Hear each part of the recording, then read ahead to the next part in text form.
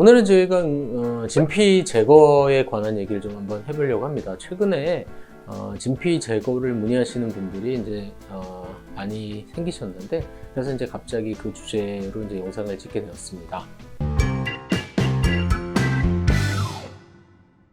진피 임경 확대 수술을 하고 제거를 하는 원인은 굉장히 다양합니다. 먼저 이제 수술이 잘못돼서 제거를 하시는 경우도 있을 수가 있겠고, 별 문제 없이 진행이 됐는데 크기가 너무 크다든지 아니면 이제 파트너가 성관계 중에 아파한다든지 이런 이유 때문에 제거를 하는 경우겠습니다. 그래서 이제 진피를 이제 제거하기를 원하시지만 이제 제거가 불가능한 걸로 생각을 하고 이제 포기하시는 분들이 많은데, 그렇지 않습니다.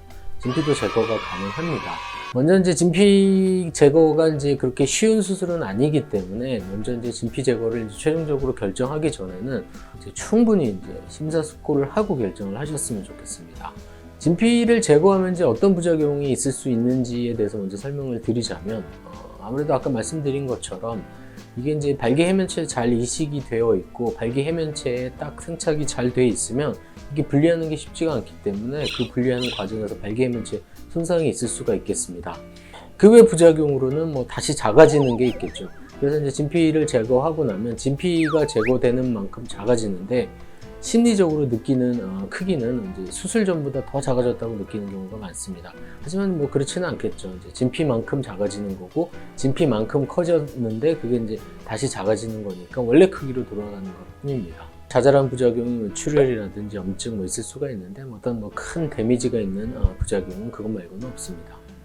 대부분의 경우는 이게 이식 위치가 좀 잘못됐다든지 모양이 좀 어색하다든지 그렇기 때문에 이제 제거 결정을 하시는 분들이 많고, 이런 경우는 사실은 이제 발기해면체하고 거리가 좀 있고 위치가 좀 떠 있는 경우가 많기 때문에 발기해면체에 손상을 일으키는 경우는 이제 드물다고 하겠습니다. 그럼 수술은 언제 하는 게 좋을까요? 진피 제거의 시기에 대해서 좀 말씀을 드리면, 대개 한 6개월까지는 진피가 들어가면서 생착하는 과정에서 진피가 좀 딱딱해지는 경향이 있습니다. 그렇기 때문에 그때 이제 만족스럽지 못해서 제거를 원하시는 분들이 간혹 계시는데, 그거는 제 생각에는 신중하게 결정을 하셨으면 좋겠습니다. 왜냐면 이제 6개월 지난 시점부터 대개 이제 진피가 생착이 되고 결과가 더 좋아지기 때문에 좀 진피가 딱딱하고 이물감이 있고, 그래서 이제 성급하게 제거를 결정하시는 것보다는 한 6개월까지는 좀 기다렸다가 그 이후에 결정하는 게 더 좋을 것 같습니다. 하지만 이제 진피 제거는 이제 엄격하게 얘기하면 6개월 이내에 제거를 하는 게 6개월 이후에 제거하는 것보다는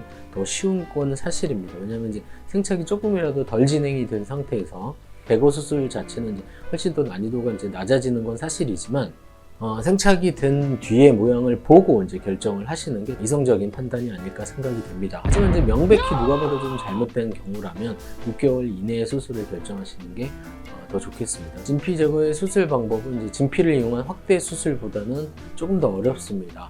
대개는 이제 포경수술 라인 절개, 이전 수술 라인 절개를 통해서 진행이 되기 때문에 새로운 흉터가 생기거나 그러진 않지만, 한번 수술한 경우에 안에 이제 유착이라든지 이런 것들이 훨씬 더 심하기 때문에 확대 수술에 비해서 수술의 난이도가 조금 더 올라갑니다.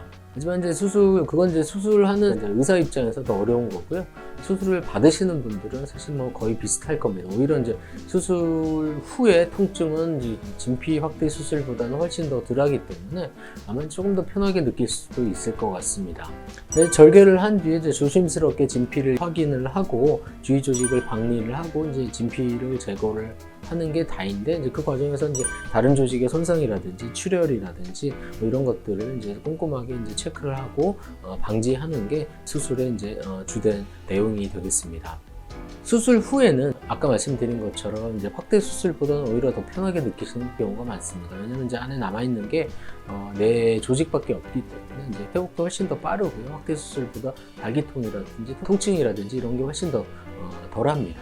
그리고 이제 제거 수술과 동시에 다른 진피로 확대 수술이 가능하냐를 여쭤보시는 분들도 많은데, 이거는 이제 케이스 바이 케이스입니다. 이건 이제 기존의 진피가 명백히 이제 잘못된 위치에 이식이 된 경우는 그걸 제거하고 다시 확대 수술을 하는 경우도 가능하지만, 위치에 따라서 제거 수술을 하고 다른 진피를 넣었을 때 새로운 진피의 생착이 방해될 것으로 예상이 된다면 같이 하시는 것은 좋지가 않습니다. 일단 제거 수술을 먼저 하고요.